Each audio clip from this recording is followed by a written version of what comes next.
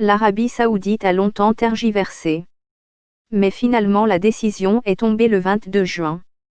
À cause du coronavirus, les musulmans résidant hors des frontières du royaume seront privés de Hajj cette année, une première dans l'histoire moderne depuis la création du royaume en 1932.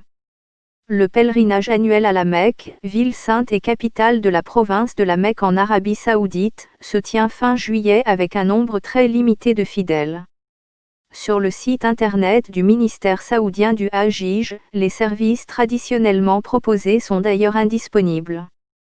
Coronavirus, le Hajj interdit aux pèlerins internationaux. L'Arabie saoudite demande aux musulmans de retarder les réservations du Hajj. Le pèlerinage est organisé au Sénégal en partie par l'État via la délégation générale au pèlerinage. Mais la majorité des pèlerins est acheminée par des voyagistes privés. Ceux-ci proposent des packages qui coûtent entre 3,2 et 3,5 millions FCFA et qui prennent en charge le billet d'avion, la restauration, l'hébergement, le transport, les vaccins, les assurances, etc.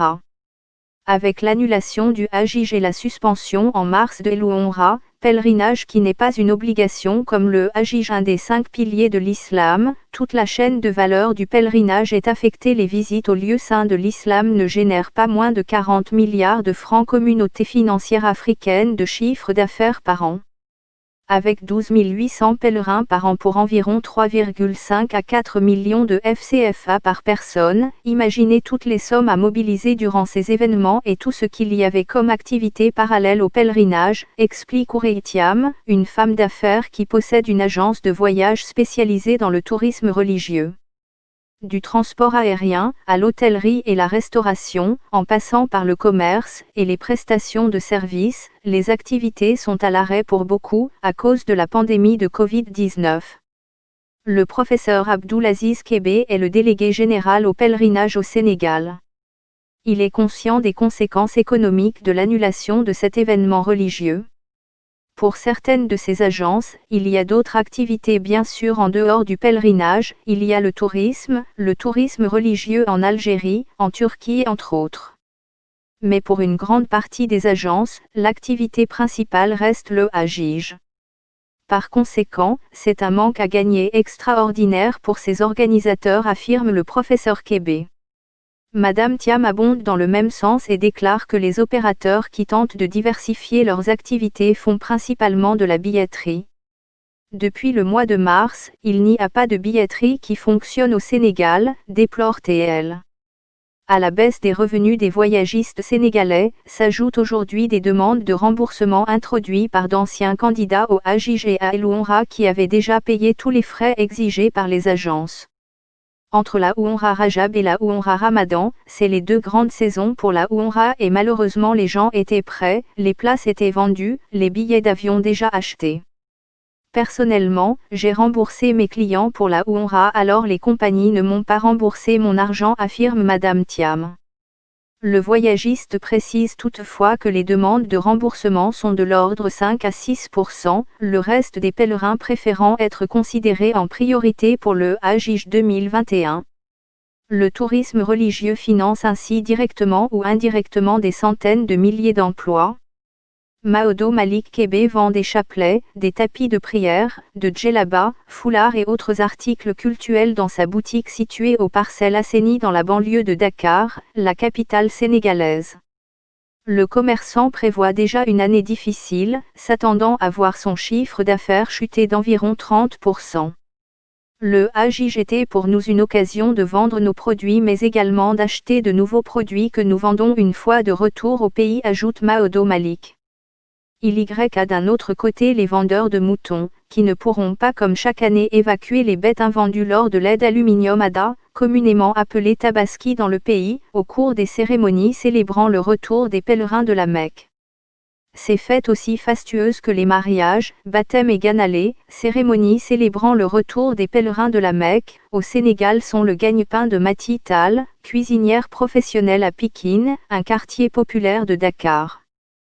Avant l'arrivée du Covid-19 dans le pays, Mati s'occupait de sa famille grâce à son activité, et la période post-Agij était particulièrement bonne pour ses affaires, mais comme beaucoup d'autres, son travail s'est arrêté net quand l'état d'urgence a été décrété, et même avec la fin de ce régime d'exception, les activités tardent à reprendre. J'ai dû emprunter de l'argent aux prêteurs sur gage du quartier pour pouvoir commencer un petit commerce d'encens et de chaussures artisanales. Cette année il n'y aura pas de Ganalé, cérémonie célébrant le retour des pèlerins de la Mecque, et les autres cérémonies se font à huis clos. À cause de la maladie, les clients ont peur de faire appel à nous, raconte Mati. Une femme peut-elle diriger une communauté religieuse en islam ? Mohamed Salah change la perception de l'islam en Angleterre pour atténuer les effets du Covid-19 sur l'économie nationale. L'État du Sénégal a mis en place un programme de résilience économique et sociale, afin de renforcer le système de santé et soutenir les ménages, la diaspora, les entreprises et leurs salariés. Les entreprises qui travaillent dans l'industrie du Hajij peuvent en principe prétendre au soutien de l'État, leurs activités ayant été à l'arrêt pendant plusieurs mois.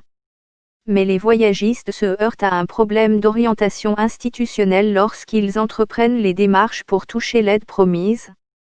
Administrativement, nous dépendons du ministère des Affaires étrangères alors que le plan de résilience du secteur touristique est au ministère du Tourisme, donc on est dans cet imbroglio et on ne sait pas à quelle structure se fier, confie Oureytiam. Riyad a décidé d'annuler le Hajj pour les pèlerins internationaux en raison du coronavirus qui poursuit sa progression dans le monde avec 1 million de nouvelles infections en seulement 8 jours, selon l'OMS, et près de 11 millions de cas en tout, depuis son apparition en novembre 2019 en Chine. L'Arabie saoudite est le pays arabe du Golfe le plus touché avec une recrudescence du nombre de contaminations. Le pays enregistre à ce jour cas de maladie à Covid-19 et décès. Des hijabs stériles jetables introduites dans des blocs opératoires. L'Arabie saoudite interdit aux étrangers l'accès aux lieux saints à cause du coronavirus. Plus de 2,7 millions de personnes étaient attendues cette année, selon les prévisions du ministère saoudien du Hajj et de l'Umrah. Une affluence qui aurait rendu l'observation des mesures de prévention contre le coronavirus problématique. C'est pourquoi, seul 1 millier de personnes y participent cette année et les autorités saoudiennes assurent que les règles d'hygiène et de distanciation physique seront observées durant les rites. Cette annonce est un choc pour toute la Oumma islamique, mais c'est également un coup dur non seulement pour l'économie saoudienne mais aussi pour le secteur du tourisme religieux. En effet, le Hajj n'est pas seulement une question de foi et de religion, c'est aussi une industrie de plusieurs millions de dollars chaque année. Ramadan, certains jeûnent plus longtemps que d'autres. L'annulation du Hajj est un nouveau coup dur pour l'économie saoudienne déjà éprouvée par une baisse des revenus tirés du pétrole et les contre-coups du confinement de 3 mois dont le pays vient de sortir. En 2019, le Hajj et sa petite sœur Umrah, le petit pèlerinage qui s'effectue tout au long de l'année, avait généré plus de 11 milliards de dollars de revenus. Le Fonds monétaire international, FMI, a averti que le PIB du royaume allait se contracter de 6,8% cette année. En mai, Riyad a dû tripler le montant de la TVA qui est passé à 15% et annoncer l'arrêt d'allocations sociales, afin de maîtriser un déficit budgétaire qui pourrait atteindre le niveau record de 112 milliards de dollars cette année. La fermeture des portes de la Mecque aux musulmans est certes une première dans l'histoire moderne, mais le Hajj a connu près de 40 annulations depuis la première en 629. Conflits et autres épidémies ont provoqué l'interruption ou l'annulation des pèlerinages à la Mecque entre les VIE et 19 siècles. Au Sénégal, où les musulmans sont estimés à 96% de la population, le pèlerinage se prépare pendant plusieurs années aussi bien sur le plan spirituel que financier. Le Hajj est l'un des 5 piliers de l'islam, que tout fidèle doit accomplir au moins une fois dans sa vie, s'il en a les moyens. De fait, la déception est le sentiment le mieux partagé aujourd'hui par les fidèles selon Abdou Aziz Kébé, le délégué général au pèlerinage. Le fait de projeter d'aller à la Mecque et de revenir, vous connaissez les titres de LADG de Hadjaratou fièrement portés par les Sénégalais qui sont allés à la Mecque. C'est important et disons que ce rêve est détruit, conclut le professeur Kébé. Musematch, une application de rencontre pour musulmans.